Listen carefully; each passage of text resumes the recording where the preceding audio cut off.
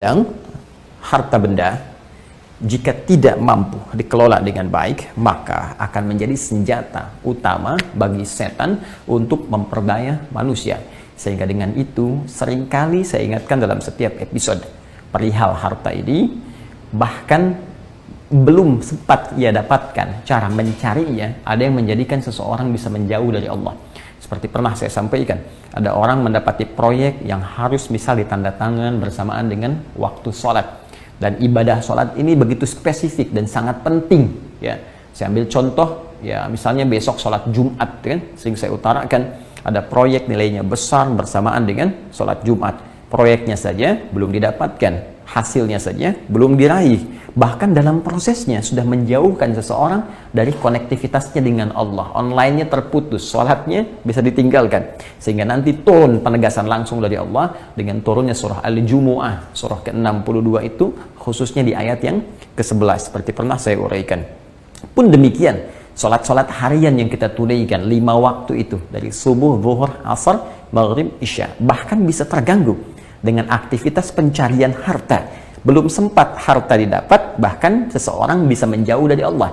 Seperti ada orang yang mungkin boleh jadi, mohon maaf, bisa menunda atau bahkan meninggalkan sholat zuhurnya karena aktivitas pencarian harta tertentu, atau sholat-sholat yang lainnya.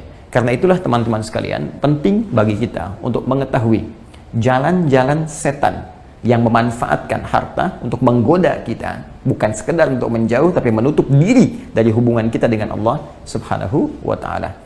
Nah, di pertemuan yang lalu kita telah sampai ya pada cara untuk menghentikan godaan setan sekaligus menutup ruang-ruangnya yang mungkin dimanfaatkan untuk menggoda kita semua perihal harta. Dan kita telah sepakat bahwa persoalan utamanya adalah tentang pengetahuan kita bagaimana cara mengelola harta. Yang dikhawatirkan di umat ini bukan persoalan kaya, karena kaya itu biasa. Jangankan orang beriman, yang belum beriman pun bisa kaya. Jadi kaya itu biasa. Yang patut dia khawatirkan ketidakmampuan dalam mengelola harta kekayaan itu. Sehingga dengan ketidakmampuan ini seseorang bahkan bisa mengorbankan kehidupan abadinya di akhirat dan tak mampu membawa bekal saat kembali kepada Allah Subhanahu wa Ta'ala. Dan yang paling celaka bukan hanya tak mampu membawa bekal, tapi saat dia berhadapan dengan Sang Pencipta, saat yang bersamaan dia telah menjadi sekutu setan dan musuh Allah yang sangat nyata. Waliyadu billah. Baik, di pertemuan yang lalu kita telah belajar tentang konsep harta.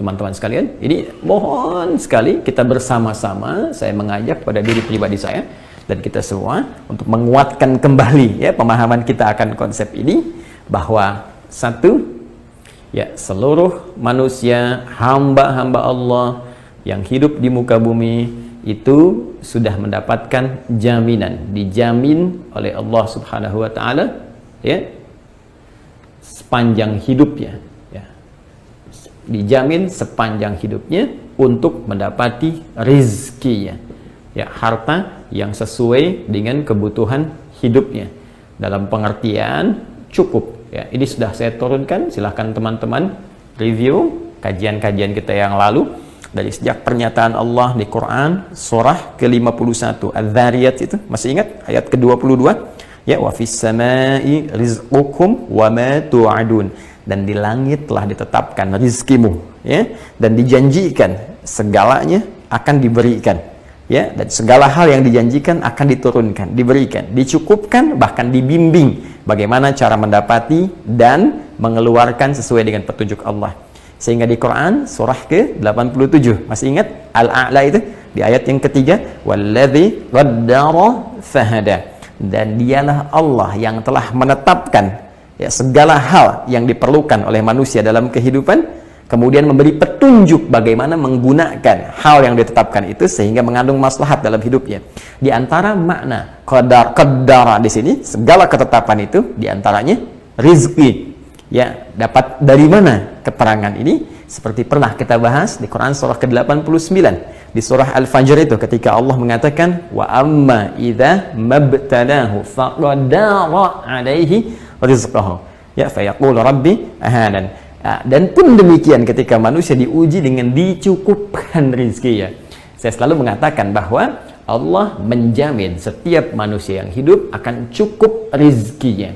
Ya, orang yang tidak pernah merasakan cukup, maka itu yang bisa menjadikan dia merasa miskin, fakir, atau mungkin boleh jadi bisa menjauh dari Allah Subhanahu wa Ta'ala. Jadi ini bagian yang pertama. Kita bahkan telah melompati ini, teman-teman sekalian, ya, dengan melewati batas-batas kecukupan. Ketika kita memilih untuk melewati batas ini menjadi kaya misalnya, ya, kita telah masuk ke dalam bahasan ini dengan menurunkan sorah-sorahnya, dengan menurunkan bimbingan-bimbingannya. Tapi ingin saya tekankan, ya, sebelum kita mendalami yang ini, bagaimana mengelolanya sehingga mampu mendekatkan diri kita dengan Allah, saya ingin tekankan sekali lagi bahwa mustahil ada manusia hidup yang tidak diberikan rizki oleh Allah. Itu pahami dengan baik. Ya, pemahaman terhadap konsep ini, konsep takdir, di antara makna takdir, di antara turunan-turunan takdir yang Allah tetapkan kepada kita adalah memberikan rizki yang cukup kepada kita bersamaan dengan batas usia yang diberikan Allah kepada kita.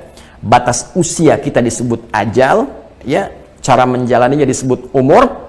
Yang menyertai umur itu diantaranya apa? Rizki. Ini yang diisyaratkan Nabi, ya, dalam sabda Nabi SAW, seperti pernah saya uraikan. Contoh paling kecil ada di Al-Arba'in yang biasa kita baca itu, karya Al-Imam An-Nawawi, dari 42 hadis. Dilihat hadis yang keempat, ya, dari Abdullah bin Mas'ud radhiyallahu ta'ala anhu, seperti pernah saya sampaikan. Ketika Allah memerintahkan pada malaikat untuk mencatat 4 hal utama, ya, saat roh mulai ditiupkan 4 bulan dalam kandungan ibunda, maka ditetapkan 4 hal. Hal yang pertama bikatbi rizqihi, ya, kemudian ajalihi, rizki bersanding dengan ajal. Jadi seseorang yang hidup itu, ya, sepanjang dia hidup itu pasti akan bersanding dengan rizkinya dan dicukupkan oleh Allah Subhanahu wa Ta'ala. Jelas, ya? Jadi orang-orang yang merasa tidak pernah mendapat rizki, mungkin bukan tidak mendapat, tapi tidak merasa cukup. Itu persoalannya, ya. Karena itu jangan pernah kemudian kita berkeluh kesah ketika ada satu persoalan tertentu misalnya menimpa kita, entah itu pekerjaan misalnya yang tidak bersama kita saat ini, ada yang terkena misalnya putus hubungan kerja, ada yang kehilangan misalnya mata pencaharian untuk sementara waktu. Jangan dulu disimpulkan, wah ini nggak dapat rezekinya. Tidak, Anda masih hidup juga. Cek tabungan Anda ada berapa sekarang, ya kan?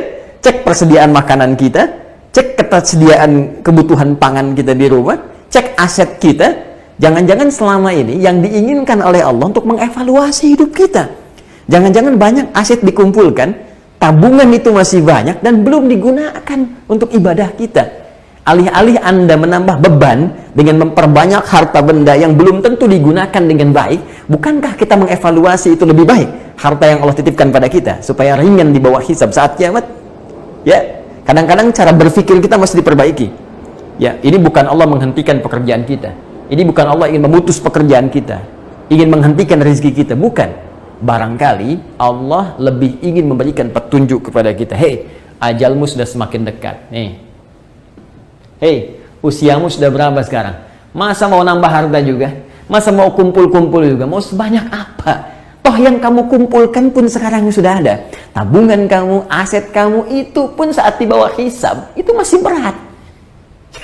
Saya sering katakan gini secara ringan, teman-teman. Coba buka lemari pakaian kita. Kemudian dicek. Dari pakaian paling dalam sampai yang terluar, berapa yang sudah dikoleksi? Adakah lembar helai pakaian itu yang belum pernah dipakai ibadah? Karena itu akan dihisab. Ya, coba cek, buka lagi. Jangan terlampau banyak yang dikoleksi. Adakah di antara alas kaki yang banyak pilihan itu yang belum pernah dipakai ibadah? Terus hisabnya bagaimana nanti? Nah, jadi kalau kita tarik kepada keadaan ini suasana syukur itu akan selalu ada dalam jiwa kita. Hadir dalam jiwa kita. Alhamdulillah yang telah meringankan bagi saya kehidupan. Alhamdulillah yang memberikan petunjuk untuk mempermudah hisab di hari kiamat. Alhamdulillah yang memberikan kecukupan pada saya sampai sekarang masih hidup dan dekat dengan Allah Subhanahu wa Ta'ala. Ini poinnya. Ya, jadi kadang-kadang ada seseorang yang boleh jadi saking disayang oleh Allah, bukan dilarang untuk kaya, bukan nggak bisa kaya, bukan nggak bisa sukses, tapi boleh jadi dijaga keadaannya dalam kondisi itu supaya tetap dekat dengan Allah dalam kondisi ibadah yang baik.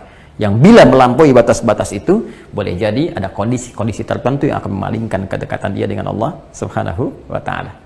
Ya, jadi ini ya poinnya.